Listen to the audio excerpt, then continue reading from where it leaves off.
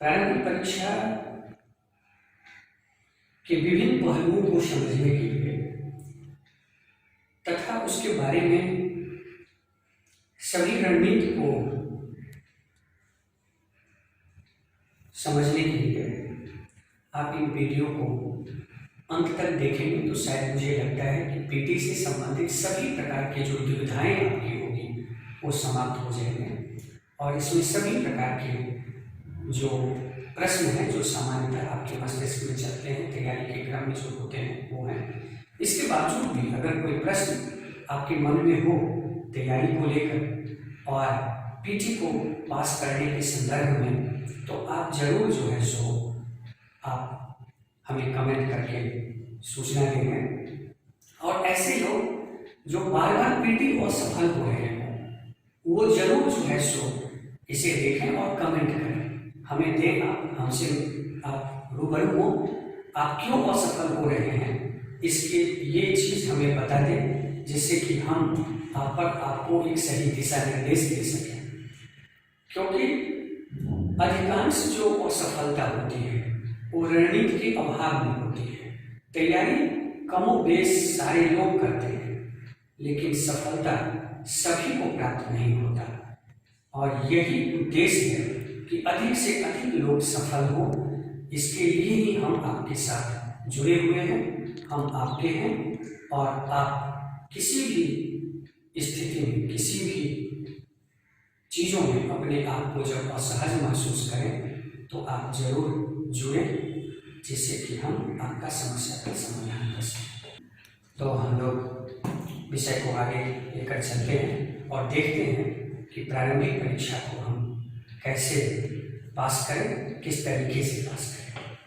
क्योंकि इसे पास किए बगैर हम मुख्य परीक्षा और इंटरव्यू तक नहीं पहुंच पाएंगे और ना ही हमारी यूपीएससी बनने की जो स्वप्न है वो साकार हो पाएगा।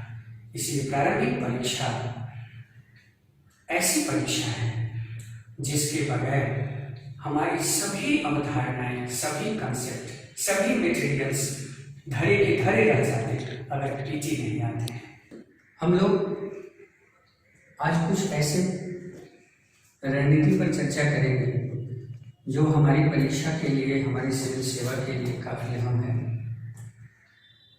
क्योंकि सिविल सेवा की परीक्षा पीटी, मेंस और इंटरव्यू से गुजर करके संपन्न होती है, लेकिन इस परीक्षा के लिए पीटी की भूमिका काफ़ी अहम होती है।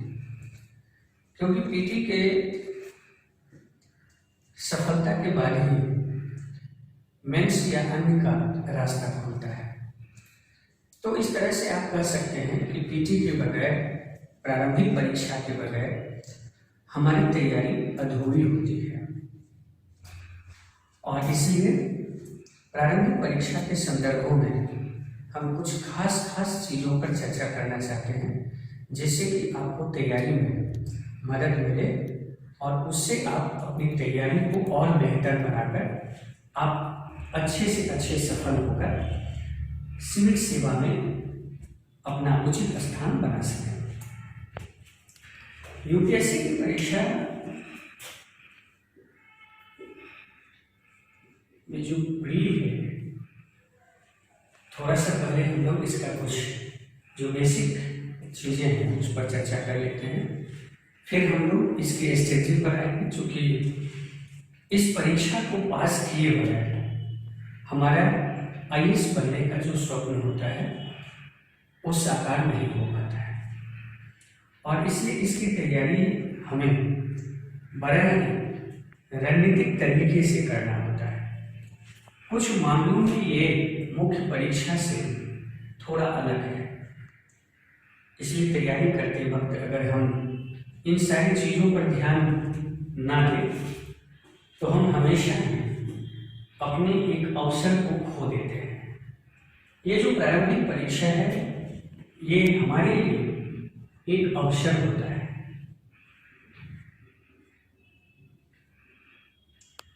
क्योंकि हम अपनी तैयारी को बिना बेहतर किए बगैर अगर हम प्रारंभिक परीक्षा देते रहते हैं तो हमारा एक एक अवसर होता रहता है। इसलिए थोड़ा सा इसके हम लोग बेसिक स्ट्रक्चर्स पर जाएंगे, फिर हम लोग ये तैयारी इसको देखेंगे कि हम किन किन चीज़ों पर फोकस करें जिससे कि हमारा प्रीलिम्स हो जाए और हम सफल हो सकें। क्योंकि ये जो प्रारंभिक परीक्षा है ये थोड़ा सा जो है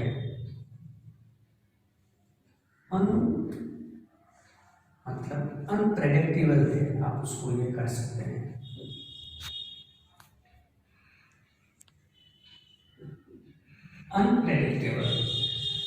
अनप्रेडिक्टेबल का मतलब कि इसमें आप कोई अनुमान नहीं लगा सकते कि क्या होगा, कैसे होगा, किस प्रकार होगा।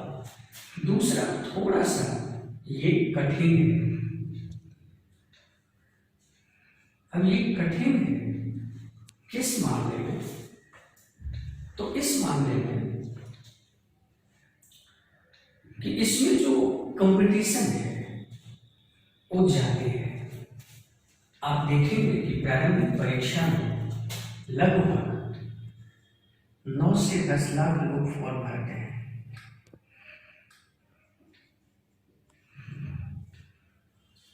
और अपनी कुल सीट का लगभग ये 12 से 13 गुना ही रिजल्ट आता है।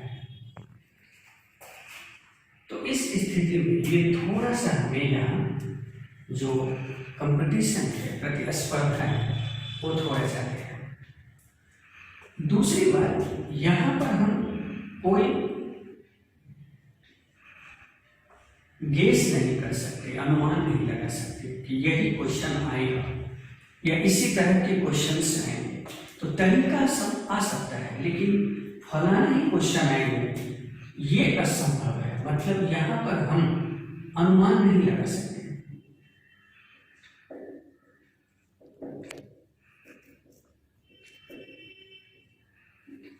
तो इस स्थिति में जो हमारा तैयारी है वो थोड़ा सा संजीदगी के साथ होने पर भी हमारी प्रारंभिक परीक्षा सफल हो सकती है।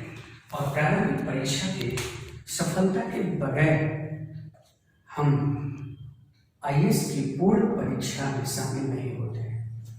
दूसरी तरफ की प्रारंभिक परीक्षा जो है ये हमारे कौशल का परीक्षण होता है।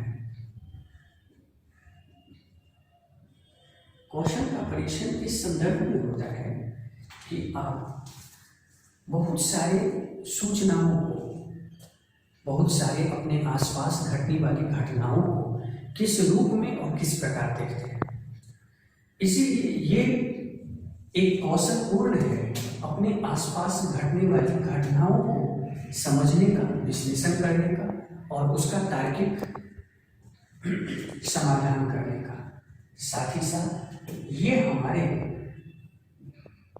तथ्य विश्लेषण का भी आधार है।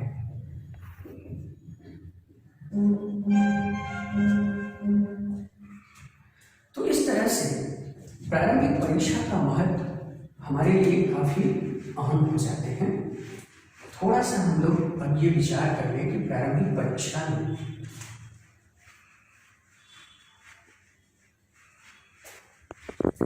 जो हमारा नेचर है, वैसे आप लोगों को पता भी है, लेकिन हम थोड़ा सा जल्दी से काम कर लें कि यहाँ हमारा जीएस पेपर 1 और जीएस पेपर 2 के रूप में, जिसे हम सीसैट भी कहते हैं, ये एग्जाम होते हैं। ये जीएस पेपर 1 200 नंबर के होते हैं और ये 200 नंबर के होते हैं। मतलब कुल जो हमारा प्रारंभिक परीक्षा है वो है 400 नंबर का, और ये एग्जाम केवल और केवल क्वालिफाइंग है। मतलब इसे हमें पास करना है। अगर हम इसे पास नहीं करते हैं तो मुख्य परीक्षा में नहीं जाते, और ये अंक हमारे मुख्य परीक्षा में नहीं जुड़ते। इसीलिए ये पास करना आवश्यक है, लेकिन ये हमारे संपूर्ण सिलेक्शन का आधार नहीं होता। ये हमारी सफलता का मार्ग जरूर प्रशस्त करता है। हमारा ये द्वार है, प्रारंभिक परीक्षा के बगैर ये द्वार नहीं खुल सकता। लेकिन अगर यह खुल भी जाए और हमारा मेंस कमजोर रहे तो हम अंतिम सफल नहीं हो सकते।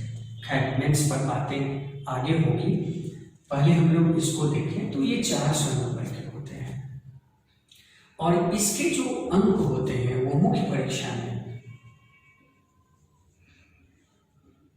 नहीं जुड़ते हैं।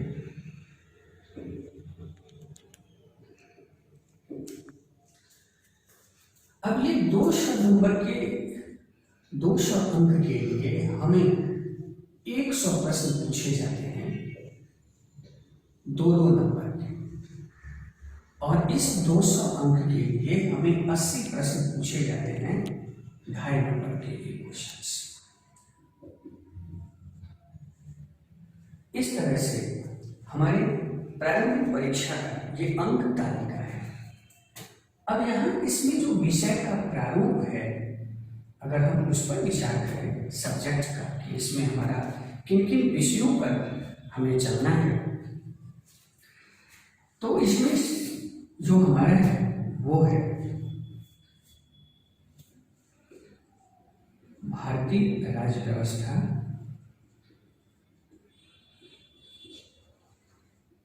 संविधान, शासन, पंचायती राज प्रणाली आदि है। इसके अलावा भारत एवं विश्व भूगोल,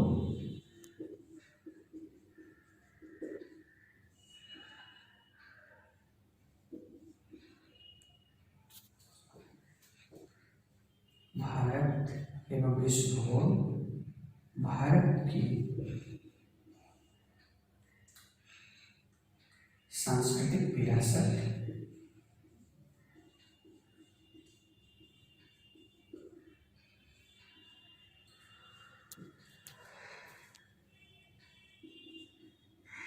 भारत का इतिहास,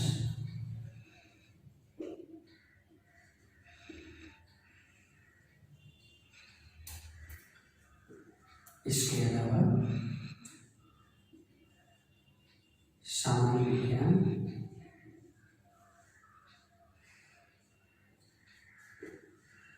भारतीय अर्थव्यवस्था,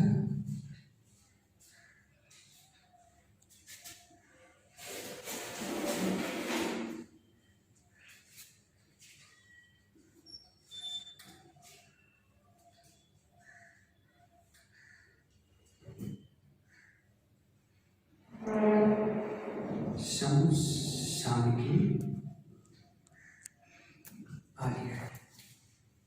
इतने सारे हमारे विषय हैं जिससे हमें पीटी में प्रारंभिक परीक्षा में प्रश्न पूछे जाते हैं।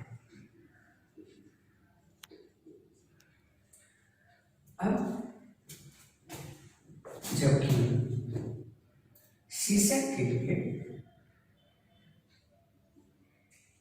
ये अभियोग्यता पक्ष होता है, इसमें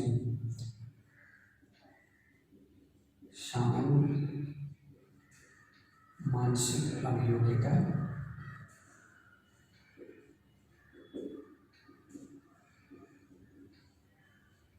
तार्किक विश्लेषण,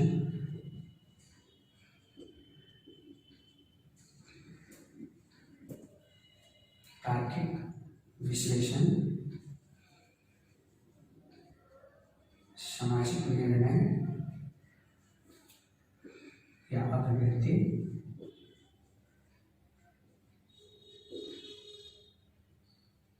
एवं कॉम्प्रिहेंशन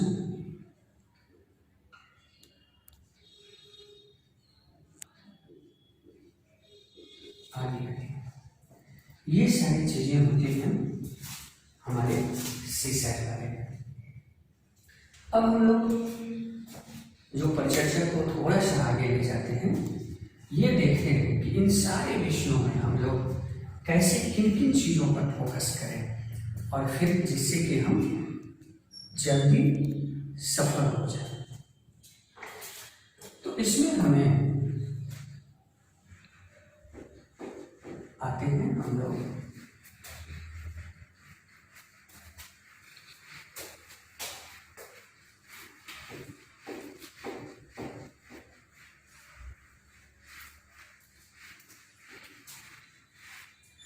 अब हम लोग देखते हैं उन तरीकों को जिससे कि हम पीटी को जल्दी सफल करें। तो इसलिए यहाँ से हम उन तरीकों पर विचार करेंगे। अभी जो हमने चर्चा किया वो सामान्य इन्फॉर्मेशन था जो आप लोगों को पता भी होगा। अब यहाँ से हम लोग चलते हैं उन तरीकों पर, उन स्ट्रेटजी पर जो हमारी सफलता के लिए आवश्यक है। तो यहाँ से हम लोग रणनीति पर चर्चा कर रहे हैं कि हमारे पीटी की रणनीति क्या हो।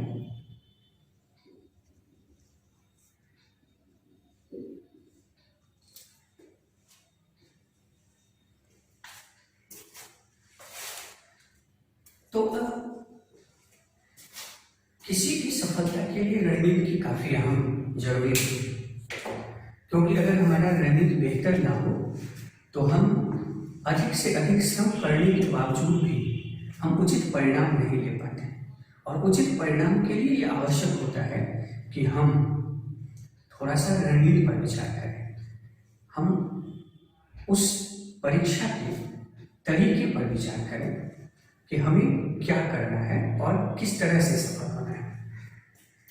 तो जरा आप विचार करिए कि आपको पीटी केवल पास करना है या उसको टॉप करना है। तो निश्चित ही इसे पास करना है। आप पीटी के टॉपर नहीं बनना चाहते हैं, क्योंकि आपको पता होगा कि विगत कई वर्षों से जो भी यूपीएससी के टॉपर रहे हैं वो मुश्किल से पीटी पास किए हैं, और पीटी पास कर जाने के बाद उन्होंने सिविल सेवा परीक्षा में अपने आप को टॉप स्थान दिया है। तो इसका मतलब है कि इसको हमें पास करना है, इसको हमें एक बड़ा सा ग्लैमर नहीं बनाना है कि हमने पीटी में इतना नंबर लाया या हम पीटी के सारे प्रश्न जानते थे। हमें ये नहीं बनाना है, इसलिए इसे हमें पास करना है। तो सबसे पहला रणनीति का पहला ध्यान रखो, इसमें जो हम लोग चर्चा करेंगे सबसे पहले कि हमें पीटी को पास करना है।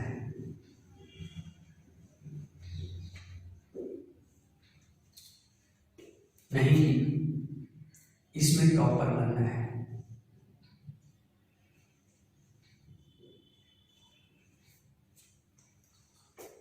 इसलिए हमारी रणनीति पास करने की होगी, टॉपर बनने की नहीं। दूसरा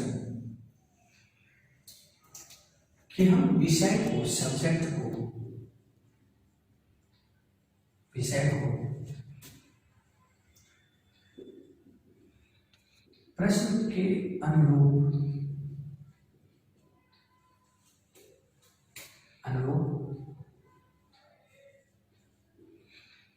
व्यवस्थित करें।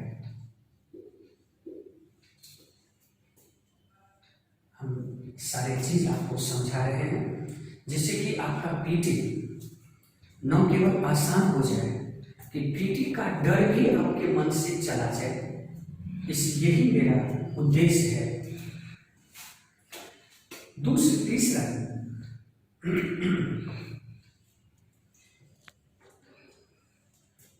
जो निगेटिव मार्किंग है,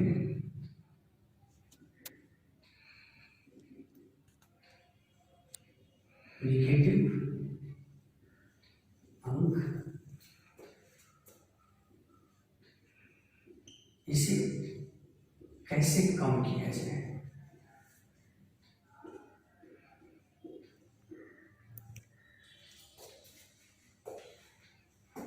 आज हम इसी 3 पर फोकस करेंगे और यही 3 पीटी की सफलता का अचूक तरीका है।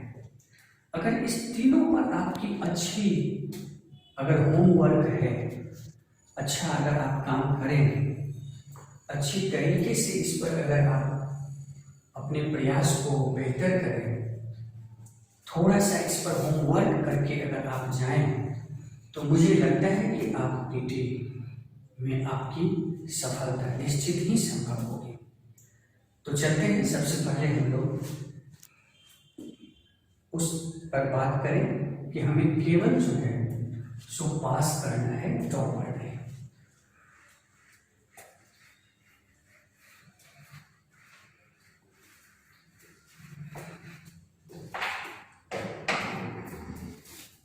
तो अब शायद सवाल है कि हमें 100 प्रश्न है, हमारे पास प्रश्न कितने हैं?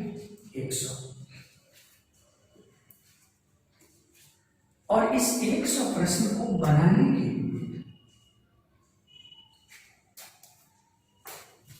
के बाद हम 200 अंक प्राप्त करेंगे। तो यहां पर हमारा रणनीति क्या है? महत्तम पाने की या उतना पाने की जिससे कि हम पास कर सकें। तो निश्चित ही हमारा यहाँ उद्देश्य है कि हम पास करें। तो इस 100 अंक में आप निर्धारित करें कि हमें कितना बनाना चाहिए जिससे कि हम पास कर जाएंगे। अब यहाँ पर जो 100 प्रश्न है, अगर इसमें से हम अगर 55 से 60 प्रश्न बनाते हैं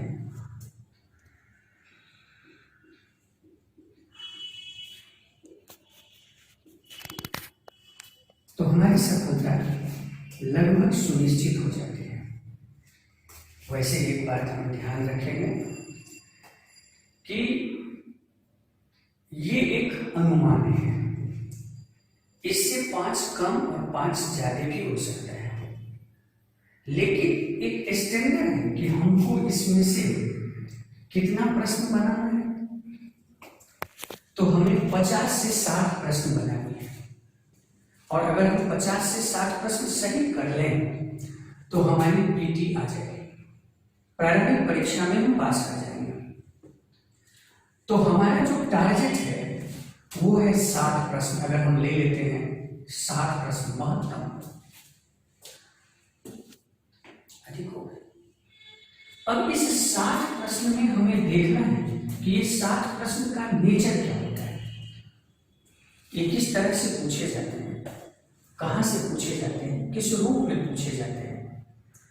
पहले हम लोग उस पर तैयारी करें। तो इसमें से इस 60 प्रश्न में से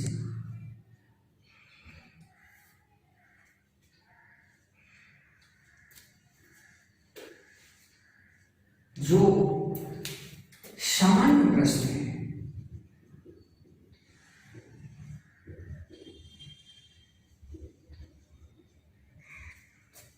उसको आपको पहले बनाना है,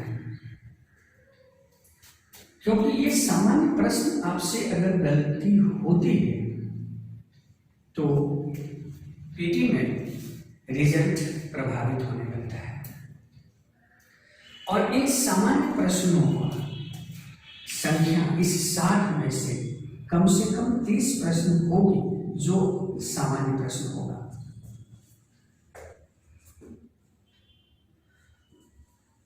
अब जो 30 प्रश्न है जो आपका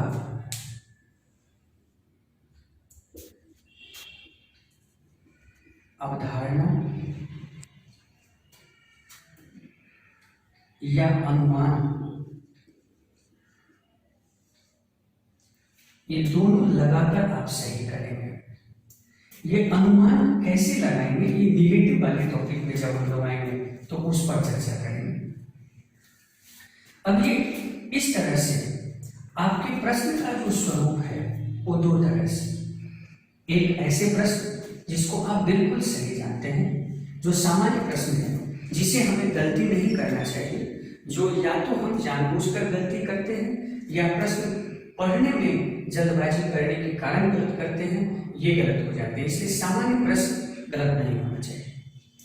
अब विशेष और अवधारणात्मक प्रश्न को हमें तर्क के आधार पर, विश्लेषण के आधार पर बनाना है। दूसरा, जो ये अनुमान है, जो निगेटिव से आप सही कर रहे हैं, जिसमें आप पूरी तरह से श्योर नहीं है लेकिन आप उसे बनाते हैं, उसमें से सही होता है। तो इस तरह से हमारी संपूर्ण तैयारी में, संपूर्ण प्रश्न में जो ये 60 प्रश्न है उसका ये नेचर होता है।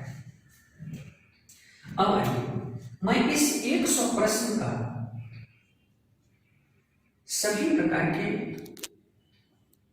संदर्भों में एक बात बता दें कि इस 100 प्रश्न में से लगभग 25% प्रश्न ऐसे होते हैं जो सामान्य होते हैं।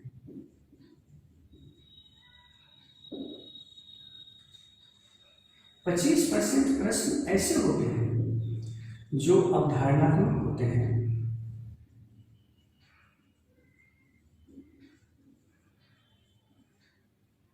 25% प्रश्न ऐसे होते हैं जो हम नहीं जानते हैं,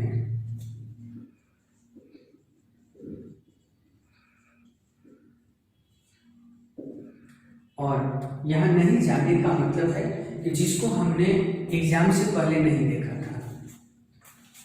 और 25% प्रश्न हमारे ऐसे होते हैं जिसमें हम कंफ्यूजन करते हैं, जिसमें हम असमंजस की स्थिति में होते हैं।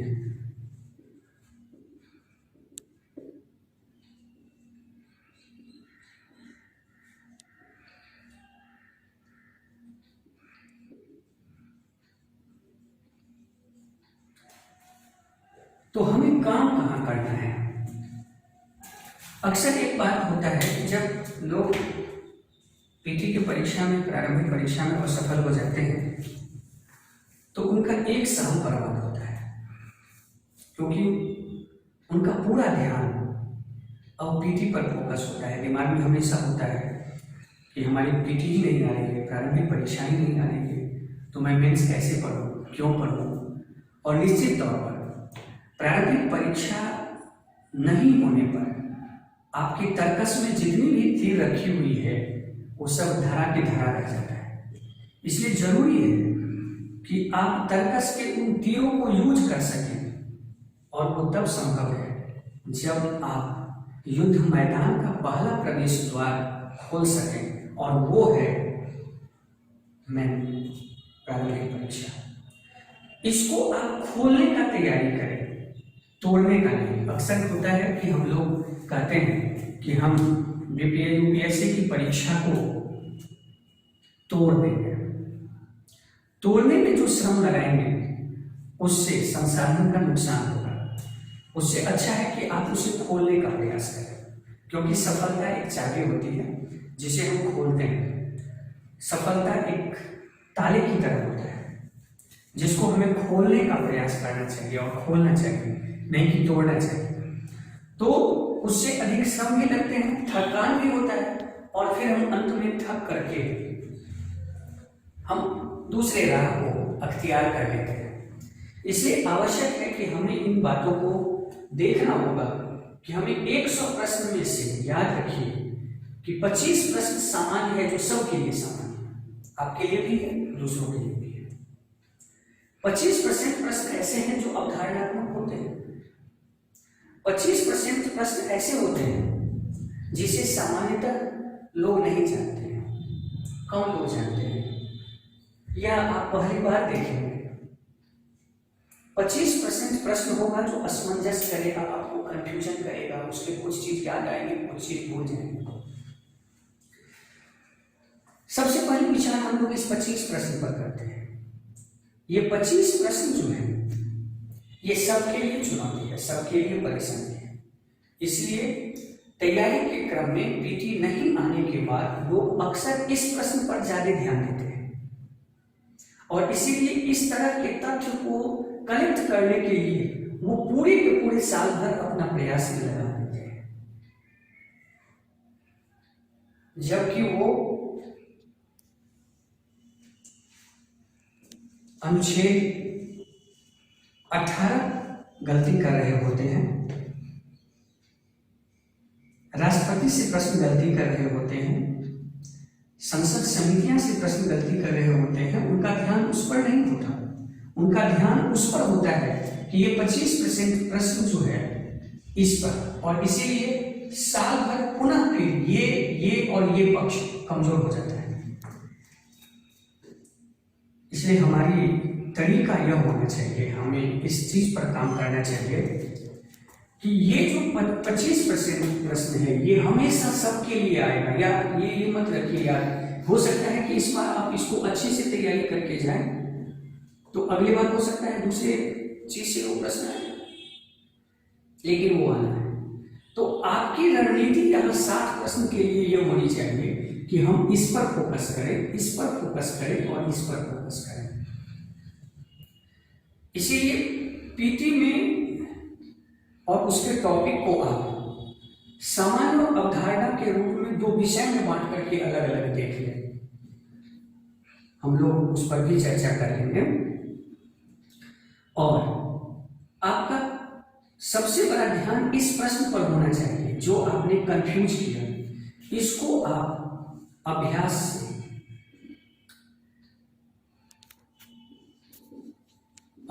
से बेहतर कर सकते हैं।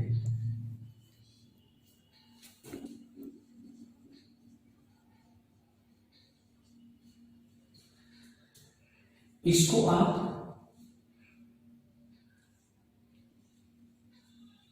मुख्य और पीटी को लेकर अच्छा कर सकते हैं, और इसके लिए आपको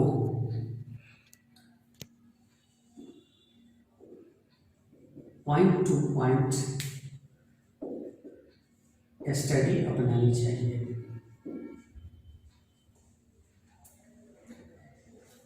तो इस तरह से हम पीटी के पास करने का जो पहला है कि हमें पास करना है, पास कर देंगे। अब यहाँ दूसरा है जो हमने आपको कहा कि विषय को हमें सामंजस्य करना है, अपने विषय को जो है सो व्यवस्थित करना है। तो इस तरह से हम लोग ये सारा विषय रणनीति का पहला पार्ट होना चाहिए कि हम जिस युद्ध के लिए जा रहे हैं उस युद्ध के तरीके हमें पता होना चाहिए।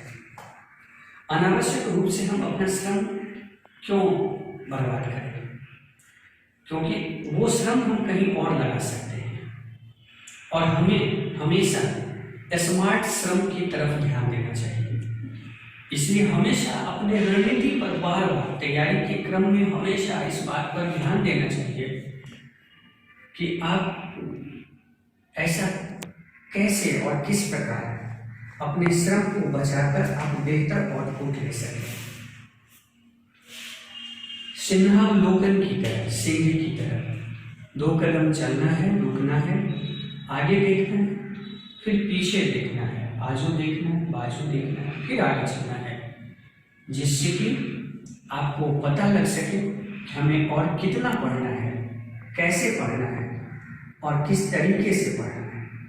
सीधा अगर पढ़ते जाएंगे तो आप थक भी जाएंगे, पता भी नहीं रहेगा कि आप गलती कहाँ कर रहे हैं, असफल क्यों हो रहे हैं। इसलिए ये आवश्यक है कि हम अपने रणनीति को, अपने योजनाओं को, अपनी सफलता पर ध्यान केंद्रित करते हुए हम उस तरीके से उसको बनाएं। तो हमारी रणनीति का जो पहला पार्ट है वो पार्ट है कि हमें सिर्फ इसे पास करना है, टॉप नहीं करना है। इसीलिए हमें यहाँ पर तरीके ज़्यादा चाहिए और हम अपने तरीके से हम इसे अपने अधीन कर सकते हैं। कई ऐसे लोग हैं जो इन्हीं तरीकों से बार बार सफल हो रहे हैं, अधिक से अधिक सफल हो रहे हैं, और ये आप भी सफल हों इसीलिए हमने ये प्रयास आपके सामने रखा है कि भाई आप इन चीज़ों को जानें, इन तरीकों को जानें। इसीलिए इस ऑनलाइन के माध्यम से, वीडियो के माध्यम से हमने पहली बार आप लोगों के सामने ये बातें रख रहे हैं, जिससे कि अधिक से अधिक लोग लाभान्वित हो सकें। तो मुझे लगता है कि आप लोग सफलता के तरीके में रणनीति का जो पहला पार्ट होना चाहिए, हमारे दिमाग में बैठना चाहिए कि हमें केवल और केवल पीटी पास कर लेनी है, टॉप नहीं करना है। और पास करने का ये तरीका है।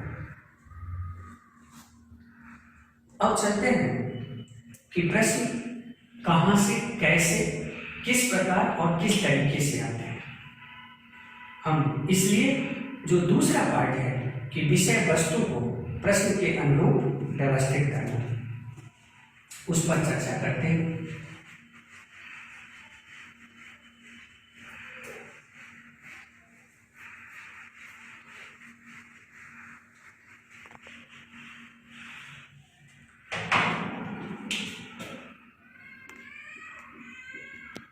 विषय को प्रश्न के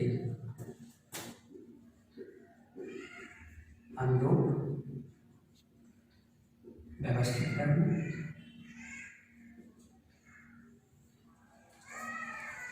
इसका अर्थ है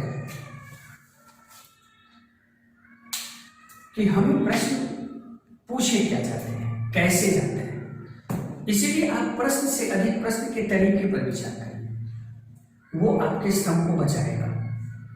अगर आप प्रश्न पर विचार करेंगे तो हमेशा विषय की तरफ भागेंगे।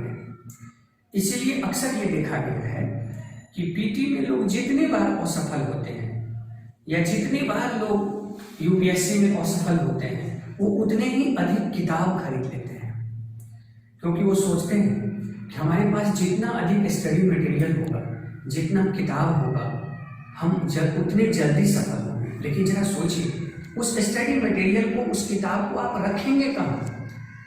इसीलिए मेरा हमेशा ये प्रयास होता है कि हम ये समझा सकें, आपसे ये जान सकें कि आप जो मटेरियल ले रहे हैं, जो किताब ले रहे हैं, उसको रख कहाँ रहे हैं। एक्चुअल में अगर किताब रखने से, स्टडी मटेरियल रखने से अगर लोग आईएएस हो जाते तो मुझे लगता है कि जितनी भी किताब की दुकान वाले लोग हैं, आईएएस वही बन जाते हैं। यहां किताब से आईएएस आप नहीं बनेंगे,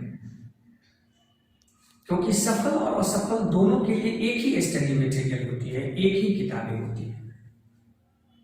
आज सूचना का युग है, हर व्यक्ति को वो सारी सूचनाएं मिल रही है, लेकिन हर लोग उसका विश्लेषण अलग अलग करते हैं। किताब जो होता है वो केवल सूचना का साधन होता है, वो हमारे मस्तिष्क के विश्लेषण क्षमता को नहीं कर सकता है। हर आदमी की प्रसंस्करण शक्ति अलग अलग होती है। इसीलिए याद रखिएगा कि एक सूचना का विश्लेषण कौन कैसे करता है, इससे मस्तिष्क का परीक्षण होता है। ठीक यही परीक्षण, यही चीजें आपको भी करना है। आपको किताब के पीछे, स्टडी मटेरियल्स के पीछे नहीं भागना है, भागना है अपने तरीके के पीछे। आप हमेशा विचार यह करेंगे कि हमने सीखा क्या, हमें जो प्रश्न पूछे जाते हैं वो कैसे पूछे जाते हैं, क्यों पूछे जाते हैं। अगर तरीका आप ढूंढ ले पाएंगे तो मुझे विश्वास है कि आपकी सफलता निश्चित संभव है। अक्सर तैयारी के क्रम में अपने पूरी तैयारी करने के बावजूद भी, अच्छे स्टडी मटेरियल रख लेने के बावजूद भी अधिकांश लोगों को यह पता ही नहीं होता है कि हम तैयारी क्या कर रहे हैं, कैसे कर रहे हैं, हमें कितना करना चाहिए। इसलिए याद रखिए कि हमें विषय को प्रश्न के अनुरूप व्यवस्थित करना है, समायोजित करनी है, क्योंकि आपको बहुत कुछ पढ़ना है। सूर्योदय से लेकर के सूर्यास्त तक अपने आसपास में घटने वाली तमाम घटनाओं के प्रति आपको नजर रखना है, और वैसी स्थिति में आप अगर उन चीजों की प्रासंगिकता को बिना समझे बगैर अगर रख रहे हैं तो वो आपके लिए महत्वहीन हो जाएगा। इसलिए आप पढ़ेंगे ज़्यादा लेकिन रिजल्ट होगा कम। इसलिए हमेशा याद रखिए कि आप गुणात्मक पढ़ें, मात्रात्मकता की ओर ध्यान न दें। इस संदर्भों में ही हमें ये काम करना है। ये काम करने में कठिनाई होती है, याद रखिएगा। अक्सर तरीकों को खोजना, अपने अनुरूप अपने चीज़ों को बनाना ये एक दुशाले प्रक्रिया है। अक्सर लोग ये सोचते हैं कि हम हर जगह के स्टडी मटेरियल को ले लें, वहाँ के मटेरियल को ले लें, अभ्यास प्रश्नों को ले लें तो वो हमें हो जाएंगे। याद रखिएगा, सफलता का जो रास्ता होता है वो हमें स्वयं बनानी होती है, क्योंकि राजपथ का जो रास्ता होता है, राजपथ की जो यात्राएं होती है वो पगडंडी से तय नहीं होती है। इसलिए आपको हमेशा ही अपने इन बातों को ध्यान में रखना होगा, रणनीति बनानी होगी कि हमको इस विषय में क्या पढ़ना है। मेरा मानना है कि जीएस, जो लास्ट में मैं आपको ये बात बता दूंगा, समझाऊंगा कि जीएस कुछ भी नहीं है। जीएस सामान्यतः आपके आसपास के घटने वाली घटनाक्रमों में आपकी अंतर संबंधों से विकसित जो अवधारणा है वही जीएस है। हम इसका एग्जाम्पल करेंट के रूप में आपको देंगे, लेकिन सबसे पहले हम लोग चर्चा करें कि विषय को प्रश्न के अनुरूप व्यवस्थित करने का क्या मतलब है। सबसे पहली बात है कि हम प्रश्न को देखेंगे जो हमें यह बताएगा कि प्रश्न किस रूप में, कैसे और किस प्रकार पूछे जाते हैं। दूसरा, अब हम यहाँ पर विषय को, तो पीटी में हमें क्या सब पढ़ना है ये आपको पता है, लेकिन अब हम पीटी के लिए इस विषय को अपने अनुरूप व्यवस्थित कर रहे हैं और उसमें हम लोग आते हैं।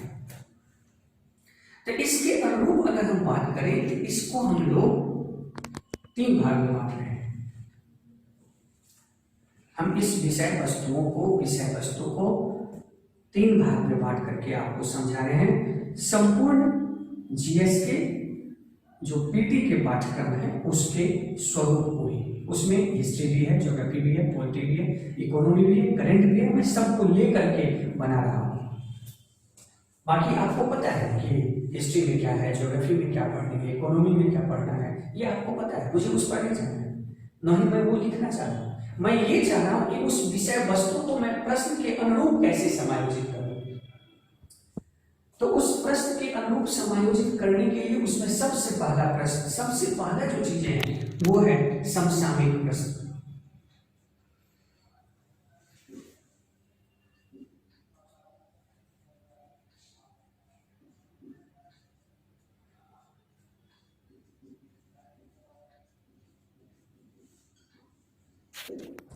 तो समसामयिक प्रश्न के लिए समसामयिक विषय वस्तु,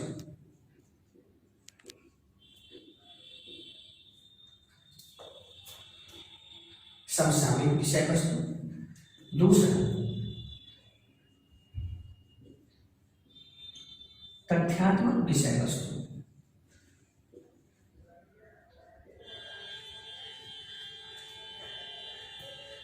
और तीसरा,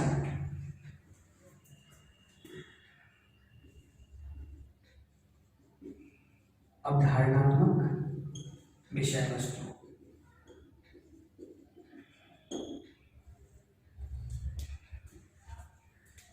यहां समसामयिक विषय वस्तु कहने का अभिप्राय है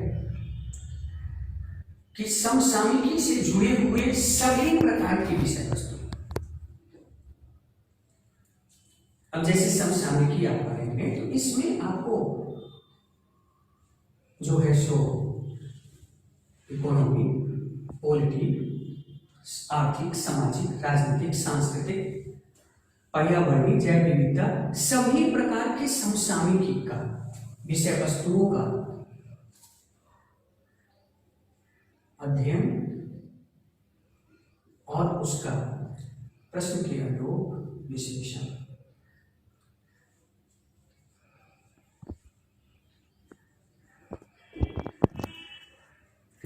यह तथ्यात्मक है, इस प्रश्न को आपको याद करना होगा और ऐसे सभी विषयों से याद करने वाले प्रश्न, सभी विषयों से, इकोनॉमी से भी, हिस्ट्री से भी, ज्योग्राफी से भी, पॉलिटी से भी, साइंस से भी। तो यहां से जितने भी हमारे स्मृति पर आधारित याद करने वाले प्रश्न हैं,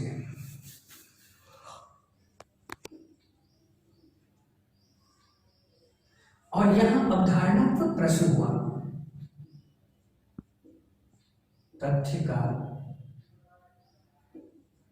3D अध्ययन।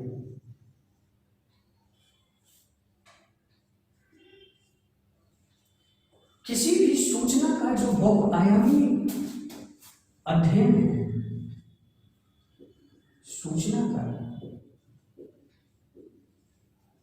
बहुआयामी जो अध्ययन है वो है आपको अवधारणा। किसी सूचना के किसी एक पक्ष को जानना, केवल सूचना को जानना, ये तथ्य है। उस सूचना का बहुआयामी अध्ययन देखना, जैसे क्या है, क्यों है, कैसे है, किस प्रकार है, उसका प्रभाव क्या है, ये हो गया अवधारणात्मक। और इस तरह से, क्योंकि अवधारणा जो होता है वो तथ्य का विश्लेषण होता है और तथ्य जो होता है वो अवधारणा का कंक्लूजन होता है, इसीलिए दोनों के बेहतर सामंजस्य से आप इन चीजों को निकाल पाएंगे। और आपके इस 100 प्रश्न में यही 3 तरह के तो प्रश्न होंगे, और चूंकि सभी प्रश्नों में इस समसामयिकी के प्रश्नों का जो फ्लेवर होता है वो ज्यादा होता है। आप यह कह सकते हैं कि इन सभी प्रश्नों पर समसामयिक प्रश्नों के फ्लेवर ज्यादा होते हैं, जिसके कारण हमें यूपीएससी के सभी प्रश्न समसामयिकी लगते रहते हैं और हम उस प्रश्न को गलत करके या घबराहट में बिना समझे हम गलत करके पीटी से दूर हो जाते हैं। इसलिए मेरा प्रयास है कि आप सभी विषयों को एक जगह रखें। चूंकि जीएस अलग अलग विषय जरूर है, लेकिन जैसे ये पंच महाभूत से बना हुआ सृष्टि, पांचों भूत को अलग अलग निकाल करके अगर हम रखें तो वो कभी भी सृष्टि का निर्माण नहीं करेगा। ठीक उसी तरह से इसके सभी विषयों को अलग अलग रख दें तो ये जीएस नहीं बनेगा। जीएस विषय वस्तुओं का एक अंतर संबंध है और उसी अंतर संबंध का जो अध्ययन है, व्यवहार है, तरीके हैं, वो है जीएस की बेहतर तरीका। इसलिए आप कभी भी जीएस को एक अलग अलग विषय के रूप में नहीं देखें, जीएस को एक विचार के रूप में देखें, जीएस को एक व्यक्ति के सर्वांगीण विकास के अवयव के रूप में देखें, जीएस को एक प्रशासकीय मूल्यों को संवर्धन करने वाले व्यक्तित्व के रूप में देखें। तो आपको ये जीएस अपने आसपास में घटने वाली तमाम घटनाओं के प्रति सजग और सचेत करने का तरीका देता है। तो आप इस रूप में इन चीजों को विकसित करें और हम व्यवस्थित करेंगे तो हमारा जो पीटी होगा वो निश्चित तौर पर सफल होंगे और आसान होगा। अब यहाँ पर जो हमारा दूसरा सबसे महत्वपूर्ण अवयव है, जिस पर हम चर्चा करके फिर कुछ खास चीजों पर चर्चा करेंगे, वो है कि अब आप जो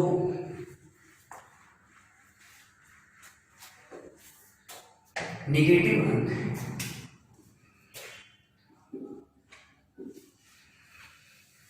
ये जो नेगेटिव जो हमारा है, जो हमारे नेगेटिव अंक होते हैं, इसको आप कम कैसे करें, ये कम करना है। क्योंकि आपको पता है कि 3 प्रश्न गलत करने पर आपके एक प्रश्न के अंक कट जाते हैं, अर्थात नेगेटिव मार्किंग है। वैसी स्थिति में 2 चीजें होती हैं कि आप या तो प्रश्न कम बनाते हैं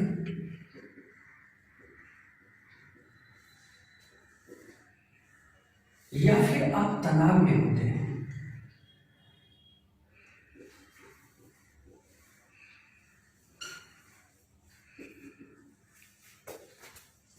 अथवा आप इस इस निगेटिव मार्किंग का जो स्वरूप है इसे नहीं समझ पाते।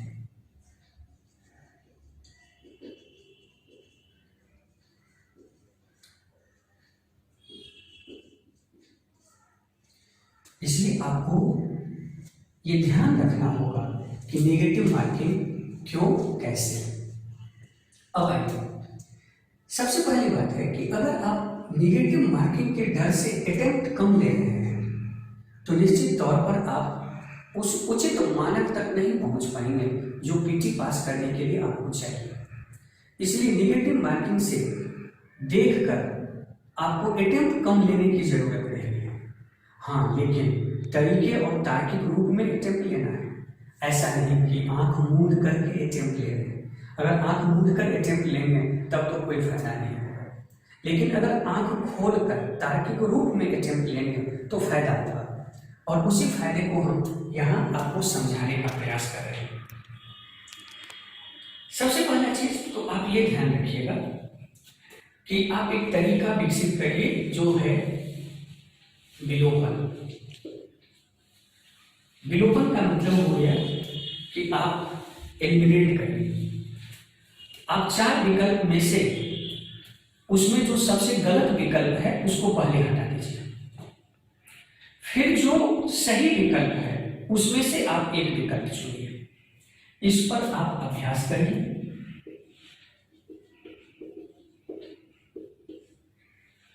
अब दूसरा जो तरीका है कि आप ये देख करके प्रयास अटेम्प्ट लीजिए कि जिससे कि हमारा प्रश्न अधिक से अधिक सही हो और गलत होने की स्थिति में भी कम नंबर लगे। कहने का अर्थ अभिप्राय यह कि अगर आपने अधिक प्रश्न बनाया, कुछ रिस्क भी लिए और उस रिस्क में ये देखना है हमें कि हम तार्किक रिस्क लें, हमारा जो रिस्क हो वो तार्किक रिस्क हो। अगर तार्किक रिस्क होगा तो निश्चित तौर पर हम अच्छा करेंगे, नहीं तो फिर हमें नेगेटिव अंक परेशान करेगा और हमें बनाए हुए प्रश्न में से भी हमारे अंक कट जाएंगे। इसलिए ये 3 बातों पर ध्यान रखना है। सबसे पहला प्रश्न कि हमें विलोपन करना है, तार्किक रिस्क लेनी है और फिर हम इस चीज को बेहतर रूप में बना सकते हैं। अब चाहिए हम लोग विचार इस पर करें कि हम लोग पीटी में क्या करें, प्रीलिम्स के लिए हम लोग क्या करें। तो सबसे पहले जो आपको ध्यान देना है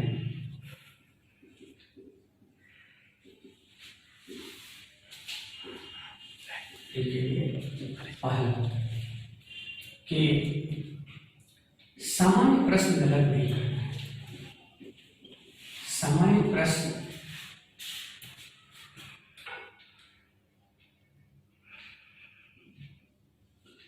पहले बनाए। दूसरा, विशेष एवं अवधारणा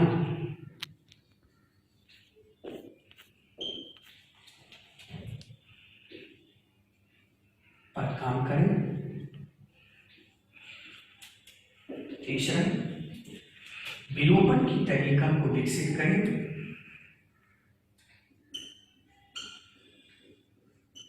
विलोपन को विकसित करें और तार्किक रिस्क में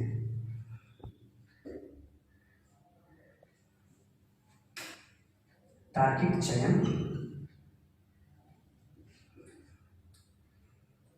तार्किक चयन लेना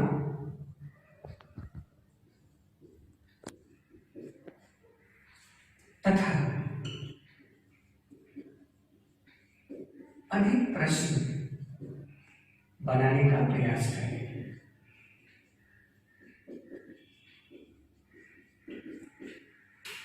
नेगेटिव के कारण अधिक हम अटेम्प्ट ही कम लेते हैं, जिसके कारण हम उचित अवसर पर नहीं जा रहे होते हैं। आप एक बात हमेशा ध्यान रखिए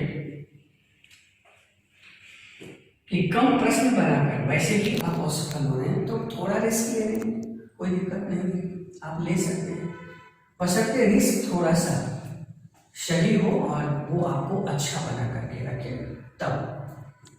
अब यहाँ पर एक दूसरा जो बात है प्रीलिम्स के लिए,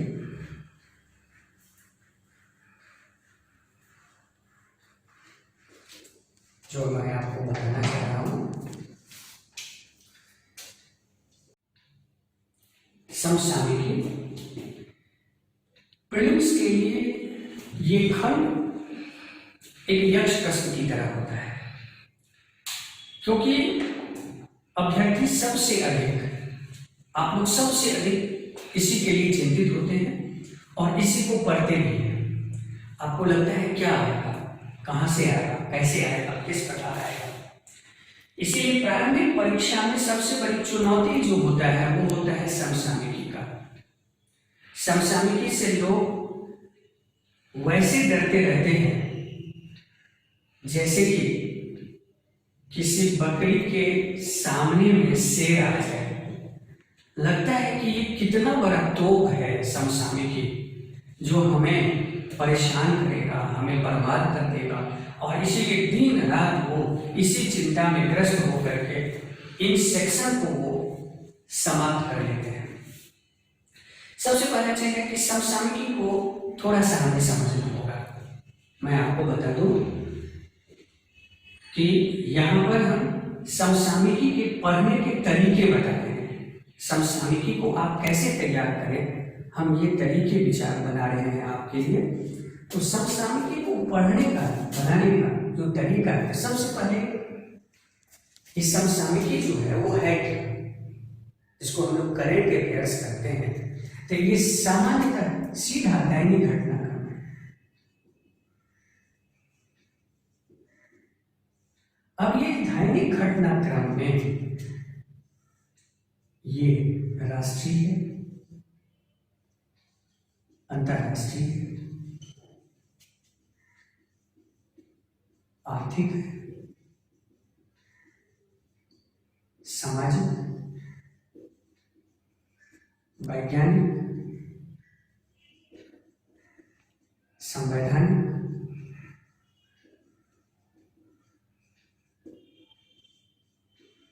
अन्य कोई भी घटनाक्रम हो सकता है, खेल है, बीमारियां है, पुरस्कार है, सम्मेलन है, कॉन्फ्रेंस है, कुछ भी प्रतिदिन की घटने वाली घटनाओं पर आपका सामान्य और तार्किक दृष्टिकोण करंट अफेयर्स है। अभी हम लोग कोरोना के काल में हैं और इस स्थिति में प्रतिदिन हमारी घटनाएं हमारे सामने हो रही है, हम उसके सही रूप से, सही तरीके से तार्किक विश्लेषण करें, हमारी समसामयिकी तैयार होती है। अब आइए, लेकिन पीटी के लिए, प्रारंभिक के लिए जब आप समसामयिकी तैयार करें तो 2-3 चीजों पर ध्यान दीजिए। सबसे पहला कि प्रीलिम्स के लिए जो करंट अफेयर्स है उसके 2 कंपोनेंट को डालकर तैयार किया जाए तो अच्छा लगता है। पहला कि उसका जो ऐतिहासिक, भौगोलिक, सामाजिक, आर्थिक जो बेसिक चीजें हैं, इनके जो बेसिक कंपोनेंट है, बेसिक जो सूचना है या अवधारणा है, और दूसरा इसका जो दैनिक सूचना है, दैनिक जो सूचना है या तथ्य है, इन दोनों को जोड़कर आप अपनी तार्किक अवधारणा बनाएं। इन दोनों को जोड़कर आपको तार्किक अवधारणा बनानी है। जैसे कि हम एक एग्जाम्पल देते हैं। आप लोगों को पता है कि कल बीता है, कल तो उसमें 4 मई को हमारे प्रधानमंत्री नाम का जो है सो वर्चुअल कॉन्फ्रेंस किए हैं, और नाम का जो वर्चुअल कॉन्फ्रेंस हुआ है 4 मई को, ठीक है। अब यहाँ पर नाम, तो ये आपने यहाँ पर देखा कि भाई कॉन्फ्रेंस हुई 4 मई, ये करेक्ट है भाई। इसमें कितने देश थे? तो 120 देश, ठीक है। और इसमें हमारे प्रधानमंत्री जी ने क्या कहे, क्या सब कहे हैं? क्योंकि हमारी सरकार आज बेहतर तरीके से काम कर रही है, और भारत का राष्ट्रीय अंतर्राष्ट्रीय स्तर पर जो छवि है वो काफी ऊंची हो रही है। आप देखेंगे कि विश्व पटल पर अभी भारत इस कोरोना काल में सार्क सम्मेलन के साथ साथ G20 नाम, इन तमाम सम्मेलनों का नेतृत्व कर, उनको दिशा निर्देश कर विश्व स्तर पर अपनी एक अलग स्थितियों को रखा है। इस स्थितियों को ये हमारी हो गया दैनिक सूचना है, ये हमारा है दैनिक सूचना, जिसको हमने आज देखा, ये करेक्ट हमारी हो गई। लेकिन आपको प्रीलिम्स के लिए केवल यही नहीं देखना है, प्रीलिम्स के लिए देखना है कि अच्छा नाम का गठन कब हुआ। इसमें एशिया, अफ्रीका, अमेरिका के कौन कौन देश हैं,